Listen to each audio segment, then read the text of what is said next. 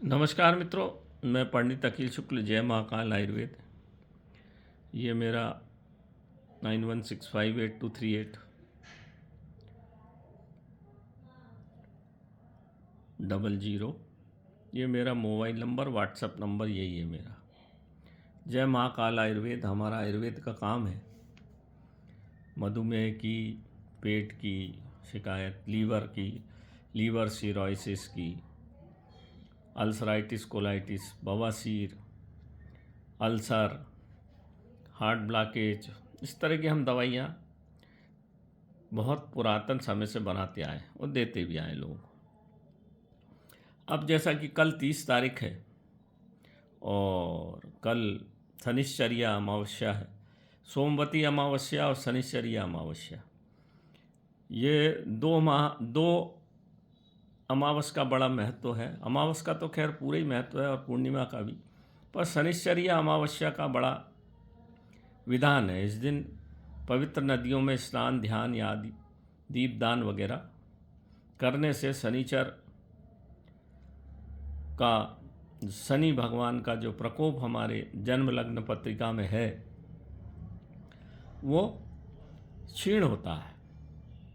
उसी तारतम्य में मैं आज बात करने जा रहा हूँ आपको कि शनिश्चर्या अमावस्या के दिन दान का बहुत महत्व। उस दिन सबसे पहले अगर आपकी, और ये 2025-26 तक शनिश्चर भगवान का बड़ा प्रकोप रहेगा, और जिसकी भी लग्न पत्रिका में शनि गलत बैठे हैं राहु केतु से, कि उन पे दृष्टि पड़ रही है या गुरु को, भाग्य को खराब कर रहे हैं, शादी ब्याह में अड़ंगा आ रहा है, तो उनको परेशानी होगी। उनके लिए क्या करना चाहिए कि अब हम तो नर्मदा जी का बड़ा महत्व है शनिश्चर्या अमावस्या पे, क्योंकि नर्मदा नदी एक ऐसी नदी है, माँ नर्मदा, कि एक उन्हीं नदी की परिक्रमा पूरी की जाती है।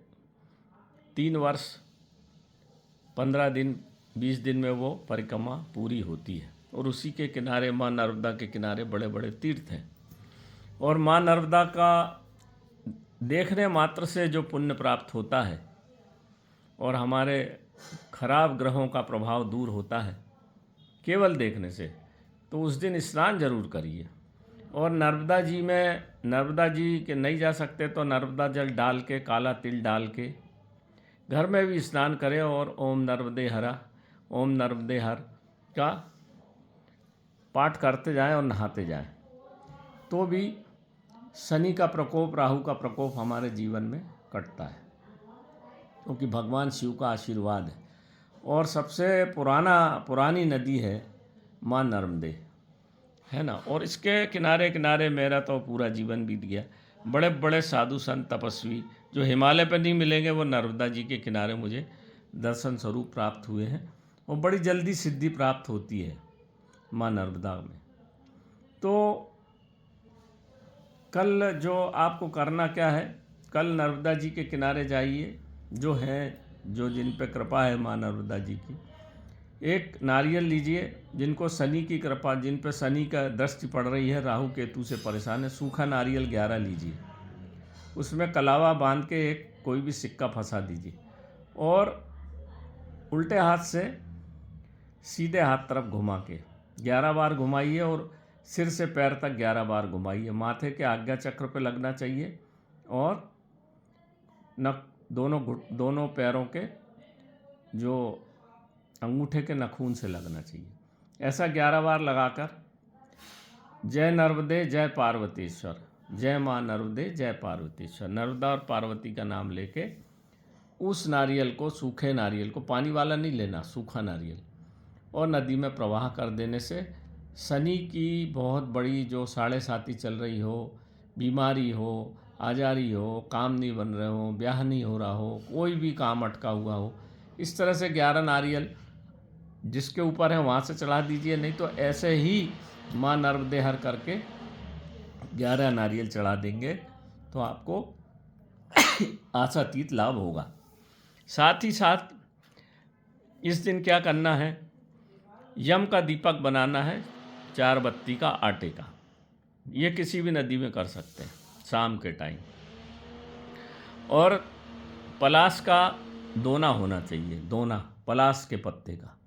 उस पलाश के पत्ते पर वो दीप को रखिए और ऐसे 11 दीप जलाइए, एक के बाद एक, थोड़ा सा चावल और थोड़ा सा तिल उस दीपक में रख कर, चाहे किसी भी नदी में, आपके गांव के पास जो नदी हो माँ नर्मदे के नाम से उसमें कर दीजिए, कोई दिक्कत नहीं है। गंगा हो, पार्वती हो, घाघरे हो, गंडके हो, जो भी नदी हो, क्षिप्रा हो, ताप्ती हो, जो नदी हो उसके जल में ये प्रवाह, अभी तो बरसात ख़त्म हुई है तो जल प्रवाह होगा। और वैसे भी जो गांव की नदी होती है वो सब जाके किसी न किसी बड़ी नदियों में मिलती है, तो उसमें दीपदान का बड़ा महत्व है। दीपदान जरूर करना चाहिए शाम के टाइम। थोड़ा सा चावल, तिल और यम का दीपक होता है वो। तो यम जब 24 यम हैं उनके नाम से जब दीपक प्रवाह करते हैं तो हमको राहु केतु शनि में जो अड़ंगा आ रहा हमारे कार्यों में वो समाप्त होता है।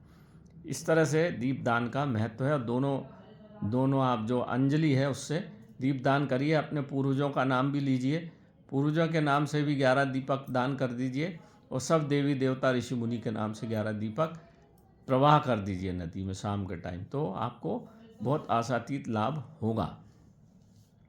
कल ये काम करना है। दूसरी बात यह मैं आपको जो दिखा रहा हूँ, ये रखा है इंद्रजाल। ये जो झाड़ नुमा देख रहे हैं ना आप, ये नर्मदा जी का इंद्रजाल है। नदी का इंद्रजाल मिलता नहीं है, बहुत मुश्किल से मिलता है। और समुद्र का तो मिल जाएगा, वो पीले कलर का होता है, भूरे से रंग का। आपने देखा होगा बड़े बड़े व्यापारी अपने घर में फ्रेम में मढ़वा के इसको लगाते हैं, ये वृक्ष के जैसा लगता है।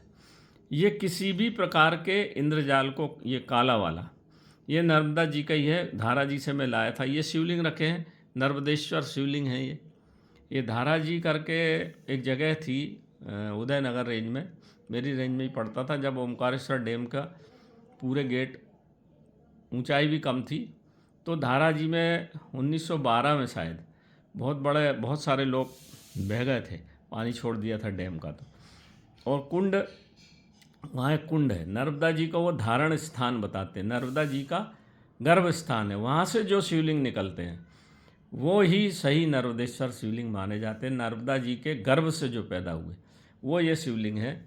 तो एक हमारा चौकीदार था, वो लाता था उसके कुंड के अंदर से, तो जितने भी उसके पास थे सब मैंने रख लिए थे। कुछ तो अपने रिश्तेदारों को दे दिए, कुछ दूसरों को भी देता हूँ।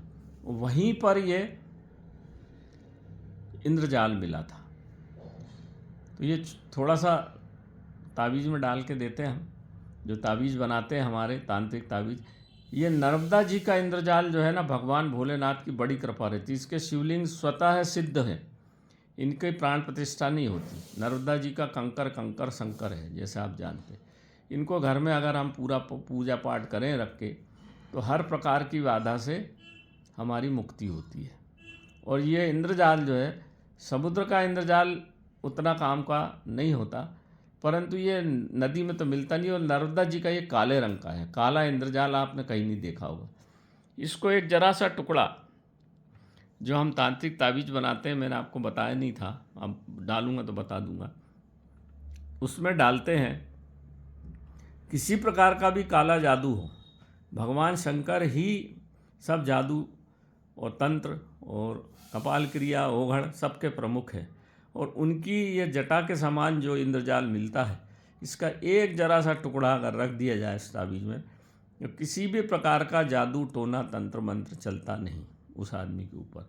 दूसरी बात यह है कि ये धन संपत्ति को अपनी ओर आकर्षित करने वाला है, धन संपदा को आकर्षित करने वाला है और इसको रोक के रखता है, धन संपदा को रोक के रखता है।